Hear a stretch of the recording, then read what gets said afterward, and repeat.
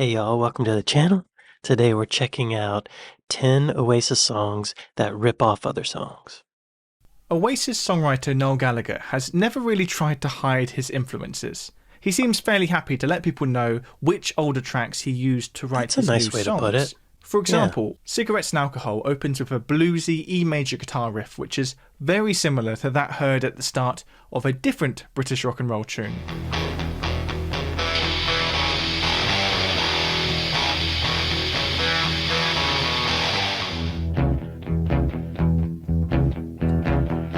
Okay. The riff from T-Rex's Get It On is effectively two guitar parts, one chugging away on an E chord like this, and another adding chords above and this recognisable blues lick going down G, F sharp and into E. And Noel has basically combined these two elements from the T-Rex riff into one riff for Cigarettes and Alcohol. Sneaky bastard. Okay, before we get too deep into this, I have personal issues with Oasis because I feel like they rip off songs and no one holds them accountable. Have they gotten sued for ripping off songs? I don't know.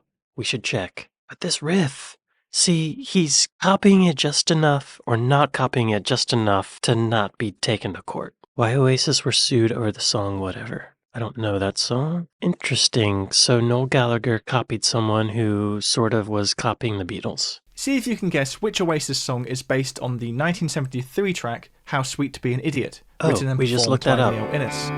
How sweet to be an idiot. Free to be whatever I. Not only is the opening melodic phrase of both of these songs identical, but they are both sung over the same descending chord progression, and they are both in the same key of G major. Due to the likeness between these two songs, Oasis was sued by Innes' record label, and Innes received songwriting credit and therefore presumably royalties for Oasis's Whatever. Good!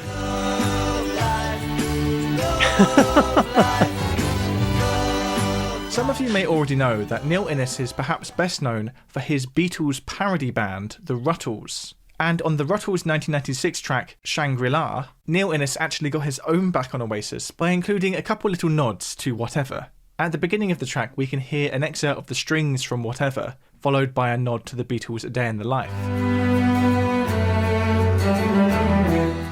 Oh! And then again near the end of the track, we can hear Neil quoting a lyric from Oasis's Whatever.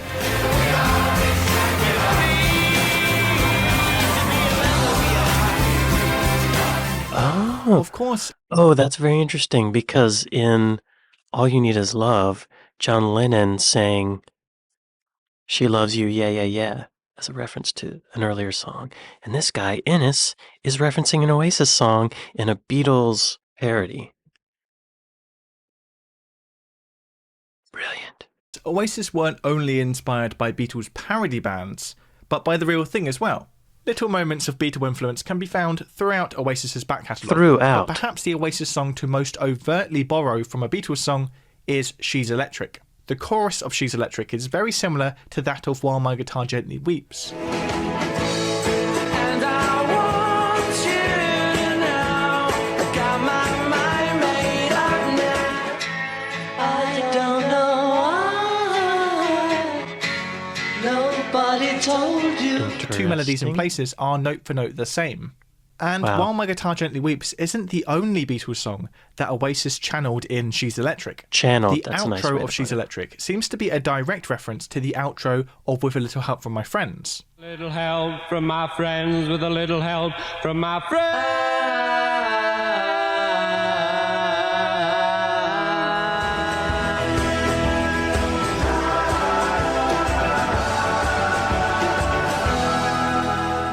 Rip off. Yo, this is making me angry. These are parts of Oasis songs I didn't even know were ripped off. Part of me is jealous that they thought to rip it off and are getting away with it because if I feel like I could rip it off. It's not fair. Another classic song that Noel has borrowed from is Imagine by John Lennon.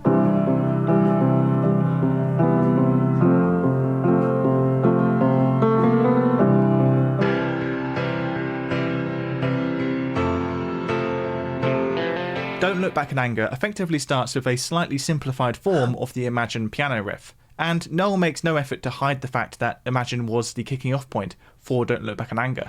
In the case of Don't Look Back in Anger, I mean, the opening piano riff is Imagine. Another Beatle that Noel did. Finally, he admits it. Noel, wherever you are, I know you're watching, but wherever you are right now, I appreciate that. I do. Another Beatle that Noel did some borrowing from is George Harrison. Noel admits himself that the guitar solo on Supersonic is lifted from Harrison's My Sweet Lord.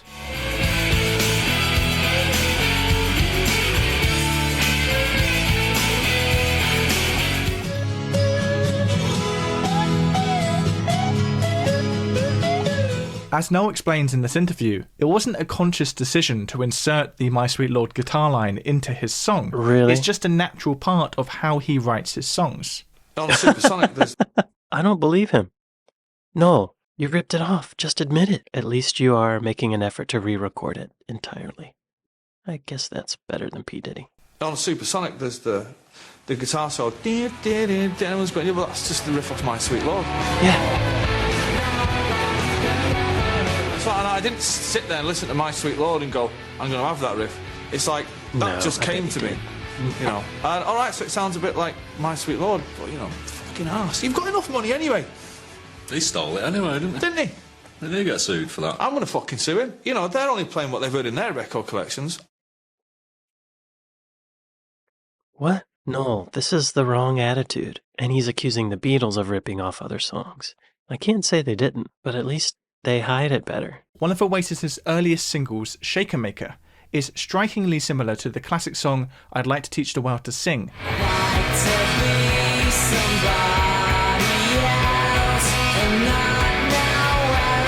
I'd like to build the world a home and furnish it with love. In fact, the likeness was so obvious at the time that Oasis tribute band No Way Sis released a cover version of I'd Like to Teach the World to Sing in the style of Oasis. Wonderful. And this cover actually managed to chart at number 27 on the UK single charts.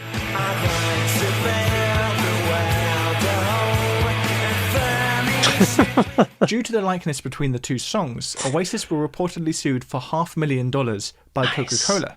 And if you're wondering, wait, what do Coca-Cola have to do with this? Well, the background of I'd Like to Teach the World to Sing is quite peculiar. The song was first written with a different lyric and title, True Love and Apple Pie.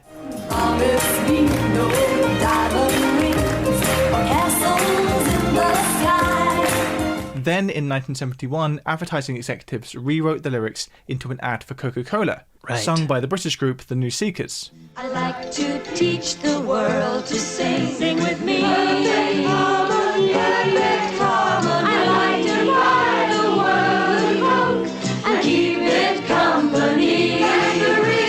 The New Seekers also released an extended version of the song with the Coca-Cola references removed, but it was ultimately Coca-Cola who sued Oasis for their song Shaker Maker. Well, I'm not a fan of Coca-Cola. I drink it, but I do think they've been selling us poison for the last 100 years. But it's nice that they sued Oasis for $500,000. Probably should have been more. Taking excerpts of existing tracks and working them into new songs is, consciously or not, clearly part of Noel Gallagher's approach to songwriting. For example, he admits that his track Half the World Away is based on the Burt Bacharach and Hal David classic This Guy's in Love with You. It sounds exactly the same. I'm surprised Bacharach hasn't sued me yet.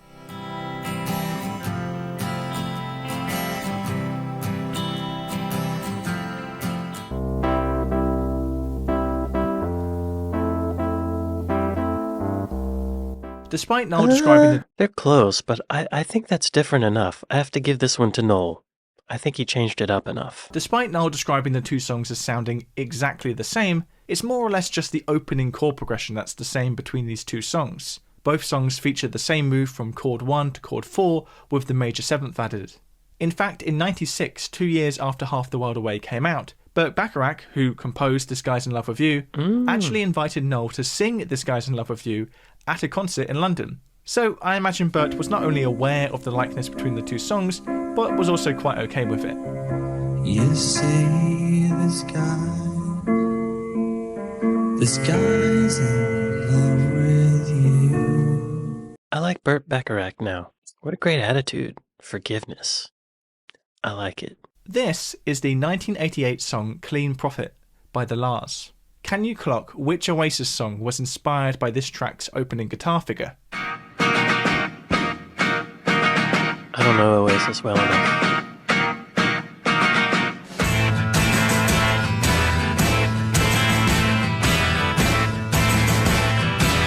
Okay. Noel has reportedly said that Clean Profit by The La's was an inspiration for The Importance of Being Idle, and we can certainly hear that in the opening guitar phrase. Yeah, I mean, I think that's different enough. We didn't hear the melody, so it's hard to know exactly. Well, gotta give it to Noel. I hate to give him credit, but that's different enough. Apart from with Shaker Maker and Whatever, on the most part, Oasis have got away with their borrowing and lifting from older songs. However, one bit of borrowing that they didn't get away with was on their 1996 track Step Out. The chorus of Step Out sounds really quite close to the chorus of Stevie Wonder's 1965 hit Uptight. All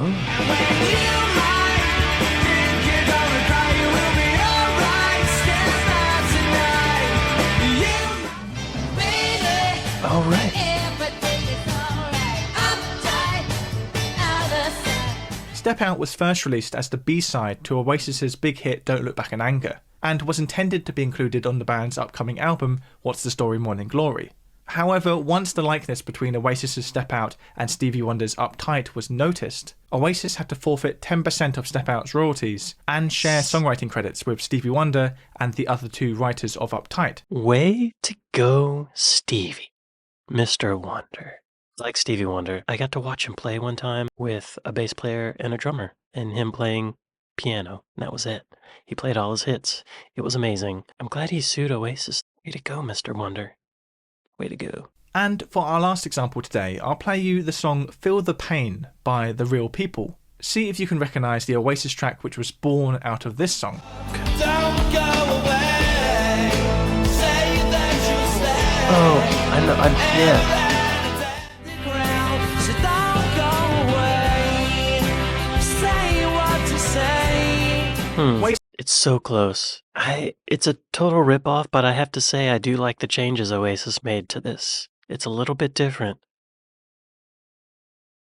I can't believe I'm saying that. Am I having a stroke? But F you for copying it, Oasis. It wasn't an original idea. Oasis's Don't Go Away is quite clearly based on Feel the Pain by The Real People. Noel has effectively taken the lyrical idea and melodic phrasing and placed it into a major key setting here rather than Feel the Pain's minor key. Despite Feel the Pain by The Real People not being a particularly well-known song, Noel was almost definitely familiar with the song, as Oasis had actually recorded their early demos with the help of Chris and Tony Griffith of The Real People. What?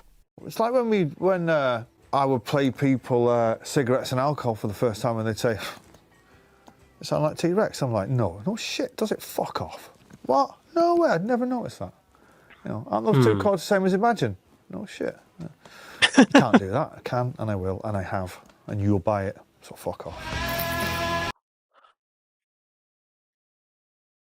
No. I admire the cojones, but I have to argue, I will not buy it, Noel. I've never bought one of your... Actually, that's not true. I bought What's the Story Morning Glory. Damn it. Right here at the end, he admits it. And he's like, so what? I admire that, actually.